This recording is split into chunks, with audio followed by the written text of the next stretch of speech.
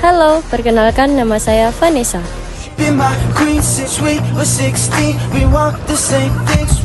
Saya suka olahraga karena membuat badan saya jadi sehat.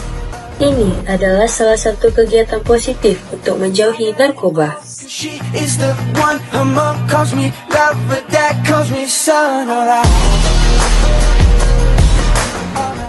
Apakah kalian tahu dampak serta permasalahan yang ditimbulkan dari penggunaan narkoba?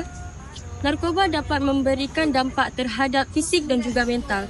Narkoba dapat merusak hubungan pertemanan hingga penggunaan narkoba berisiko lebih tinggi terlibat dalam kegiatan kriminal seperti pencuri, kekerasan, serta pengedaran narkoba. Apakah kalian mau seperti itu? Najwa Shihab pernah berkata, pendidikan adalah penyelamat masa depan.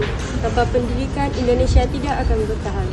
Generasi muda, kejarlah mimpimu tanpa terlibat obat-obatan terlarang. Generasi gemilang, Stop narkoba.